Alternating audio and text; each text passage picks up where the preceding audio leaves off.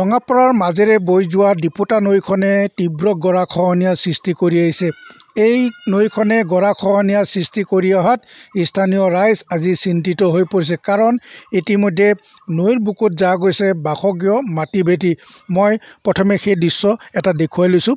এইখন হৈছে ডিপুতা নৈ। এই ডিপুতা নৈখন ৰঙাপাৰাৰ কাষেৰে বৈ গৈছে আৰু এই নৈখনে ঠায়ে ঠায়ে বানপানী আৰু তাৰ সমান্তৰালভাৱে গৰাখহনীয়াৰ সৃষ্টি কৰি আহিছে।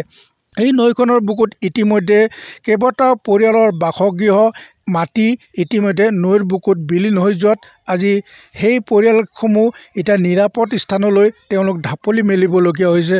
মই এই দৃশ্য দেখুৱাই লৈছোঁ যে এই স্থানত যি স্থানত গৰাখহনীয়াই প্ৰত্যেক বছৰে সৃষ্টি কৰি আহিছে, এই স্থানত জলসম্পদ বিভাগ, ৰঙাপাৰা উন্নয়ন খণ্ড কাৰ্যালয়ক স্থানীয় ৰাইজে বান আৰু গৰাখহনীয়া প্ৰতিৰোধৰ বাবে ব্যৱস্থা গ্ৰহণ কৰিবলৈ তেওঁলোকে বাৰম্বাৰ দাবী জনাই আহিছিল যদিও তেওঁলোকে এই ক্ষেত্ৰত কোনো ধৰণৰ কাণ খাৰ নিদিয়াৰ অভিযোগ তুলিছে। এই স্থানত এটা বাসগৃহ আছিল, এই বাসগৃহটো আছিল হানিফালিৰ।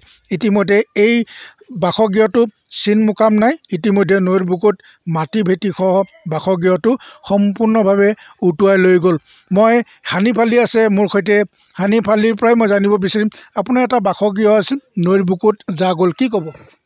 মই এইটোৱে ক'ব বিচাৰোঁ, মোৰ বাসগৃহটো আপোনাৰ নদীত উটি গ'লগৈ আৰু ৰাইজৰ ফালৰ পৰা কোনো সহায় সহযোগ পোৱা নাই।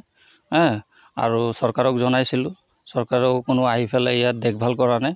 আৰু আমাৰ 1 নং নামনি গাঁৱৰ ৱাৰ্ডৰ মেম্বাৰকো কৈছিলোঁ, তেখেতেও আহি লৈ চাই গৈছে, কাণতলকা দি আছিলে। মোৰ ক'বলৈ ইমানখিনি। মোৰ সৈতে এগৰাকী মহিলা আছে।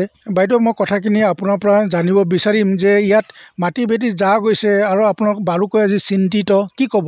হয়, নমস্কাৰ, মোৰ নাম হাছিমা বেগম। মই ইমানখিনি ক'ব বিচাৰোঁ যে আমাৰ নদী সন্মুখে বহুতখিনি ঘৰ বাৰী ভাঙি লৈ গুচি গৈছে আৰু যিমান দৰকাৰী বস্তু হাঁহ মুৰ্গী গৰু ছাগলী যি মানুহে পুহিছিলে সেইবিলাকো গুচি গৈছে ভাঙি, আৰু গছ গছনিৰ লগতে লেট্ৰিন বাথৰুমসমূহ ডুবি গৈছে। সেইটো কাৰণে আমি চৰকাৰৰ পৰা অনুৰোধ কৰোঁ যে আমাৰ এইখন গাঁৱত কিবা এটা সুবিধা চৰকাৰে কৰি দিয়ক বুলি আমি অনুৰোধ জনাইছোঁ। কিয় ল'ৰা ছোৱালী থাকিব অসুবিধা, পঢ়া লিখাৰ অসুবিধা, খোৱা থকা মেলা বহুতখিনিৰ পৰা অসুবিধা পাইছে। সেই মোৰ চৰকাৰৰ পৰা অনুৰোধ আছে যে আমাৰ এইখন গাঁৱত কিবা এটা সুবিধা চৰকাৰে কৰি দিয়ক। নৈখনৰ গৰাখহনীয়াতে আমাৰ চবখিনি নৈ লৈ গুচি গৈছে। সেইটো কাৰণে আমি অনুৰোধ জনাইছোঁ, আমাক কিবা এটা সুবিধা লাগে। হয়, এইদৰে স্থানীয় ৰাইজে এইখন নৈত গৰাখহনীয়া প্ৰতিৰোধ ব্যৱস্থা গ্ৰহণ কৰিবলৈ জলসম্পদ বিভাগক দাবী জনাইছে, যাতে এই অঞ্চলৰ ৰাইজ শংকিত নহয়, এই অঞ্চলৰ ৰাইজ যাতে শান্তিৰে বসবাস কৰি থাকিব পাৰে, তাৰ বাবে এইখন চৰকাৰক ইয়াত বান আৰু গৰাখহনীয়া প্ৰতিৰোধৰ ব্যৱস্থা গ্ৰহণ কৰিবলৈ দাবী জনাইছে।